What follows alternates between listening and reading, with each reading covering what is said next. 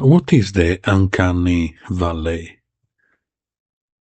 We have all experienced the feeling of unease created by environments or faces that resemble familiar patterns but de facto contain something slightly different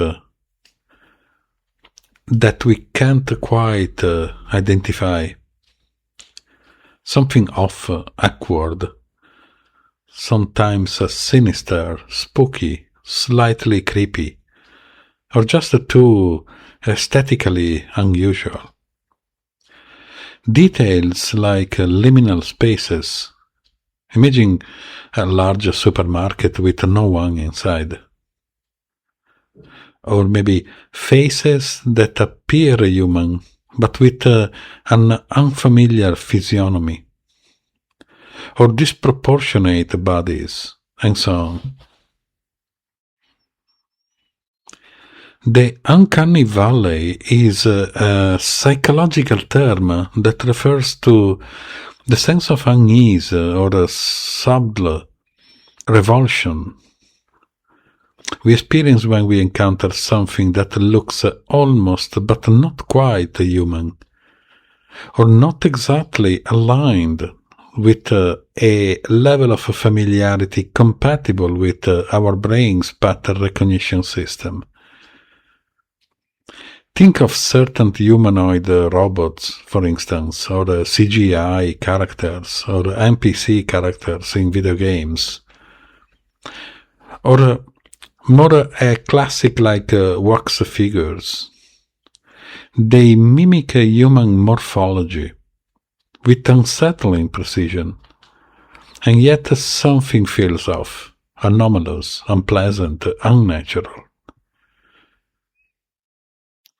Evolutionarily, this reaction likely developed as an evolutionary trait affecting the brain to help our cognitive system detect what is off in a face, such as anomalies that might indicate the presence of a disease, or maybe an intention to deceive by individuals that look like normal but hide something, or a potential danger, whether inherent to a hidden agenda or related to sociopathy, or maybe psychopathic or simple mentally deranged behavioral characteristics.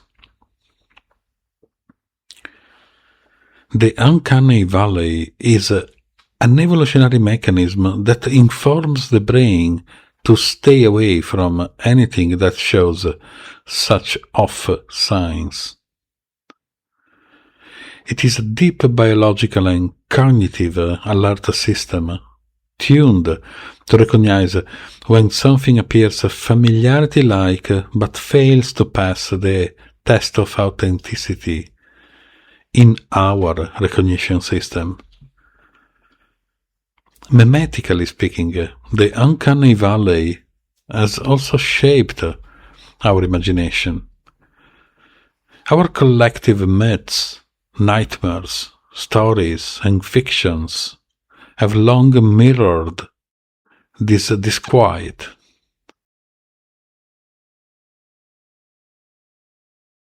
Demons, ghosts, zombies, creepy clowns, vampires, supernatural entities, etc. All quasi-human representations, but not human enough to trust, yet too human to ignore.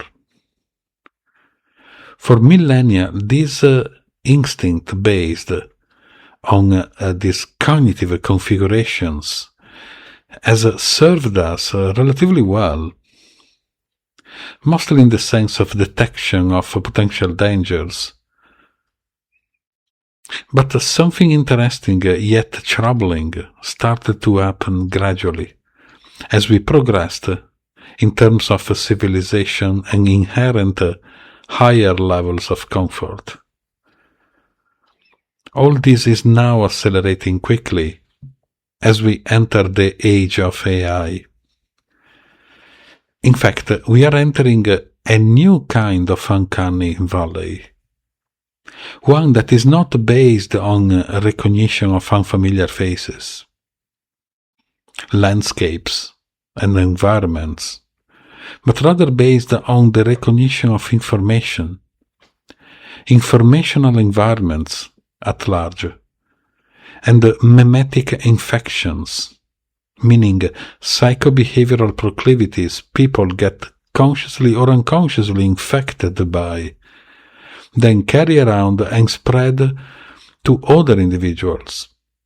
Proclivities such as pieces of information picked up from social and digital trends, then shaped into personality traits, manners, and attitudes, and so on. The modern informational environment is indeed increasingly filled with things that resemble coherence, truth, or insight, yet fall short of them, as most of the information in circulation is junk, twisted, distorted, based on falsehood, Chinese whispers like, or merely pieces of information based on heavily fragmented truths. Aesthetic uncanny has evolved into cognitive uncanny. Algorithms now replicate human expressions, tone, and even emotion. Take the evolution of emojis, for instance, which went from a simple combination of symbols, like two dots, a little line and a parenthesis, to actual stylized faces, mostly yellow. Nobody is saying, of course, that the presence of emojis in our lives is somehow deleterious to our minds. But the point highlighted here is that we never bothered to inquire and ask what is the impact these aesthetic transformations have on our brain's recognition system and their inherent emotional patterns. Today, AI-generated voices comfort us, virtual influencers inspire us, and social media feeds stimulate pseudo-connection. Yet beneath these near-human surfaces, so often lies distortion, bias, or intellectually empty mimicry of meaning, significance, and content. The brain, exposed to this blend of authentic and synthetic stimuli, becomes gradually desensitized over time. Desensitized to what is recognizable familiarity and what is potential danger, whether in terms of risk or actual potential physical danger, and especially what could be emotional danger. Historically, the potential danger behind any uncanny element was a sinister intentionality or simply a possibly contagious disease. Today, these potential dangers hide within algorithms, replication of cultural units, trends, fashion, or simply human stupidity expressed and manifested in viral forms.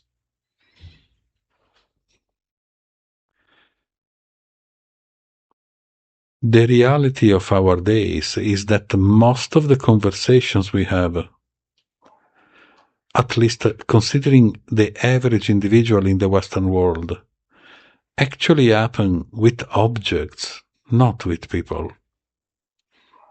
Meaning, the conversations happen based on the presumption that actual human beings are physically there on the other side, but the actual conversation takes place between a human being and a device, such as a phone or a computer or a microphone, etc. Historically, this as not being possible for millennia, forever actually. Only circumstances involving particular people like shamans or priests who were used to talk with statues or objects or holy things were seen by local tribal communities as normal circumstances and indeed epistemic acceptances, or the circumstances in which people were simply mentally deranged. Outside of these parts of life, most individuals used to talk with other individuals physically present where the conversations occurred. Today we talk with other people, yes, but those people are not physically there in front of us. We take this for granted and call it merely progress, of course. But again, what effect does this have on our brain and by reflection on our cognition?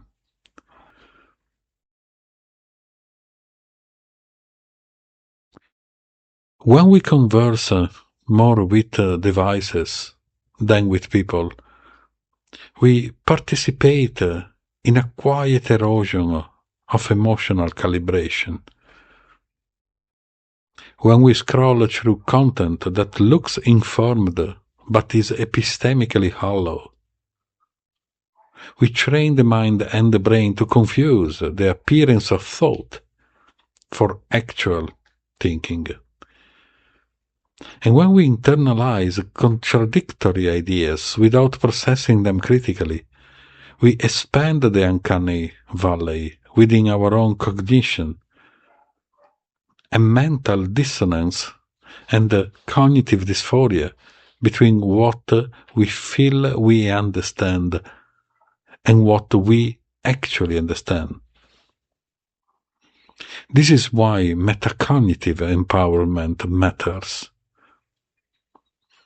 To navigate the cognitive uncanny, especially in the hyper-chaotic, hyper-confused, and hyper-contradictory information environment in which we exist, we must define the way we process information, not merely consume it.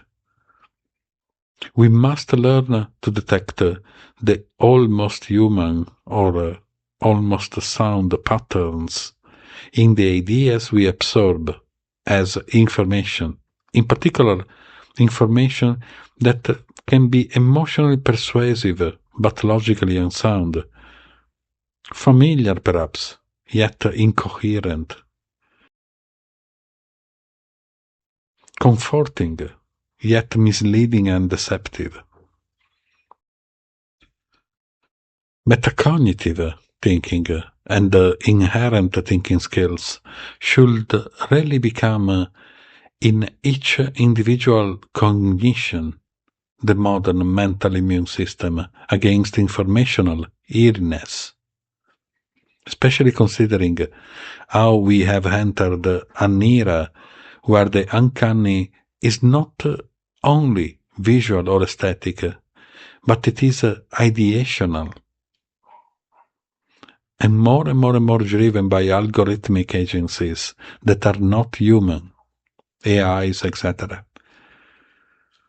The challenge ahead is not just about mastering the ability to recognize and detect the uncanniness in the information environment around us, but also the unthinking viruses, memes, and conditioning-based cognitive algorithms in our own minds.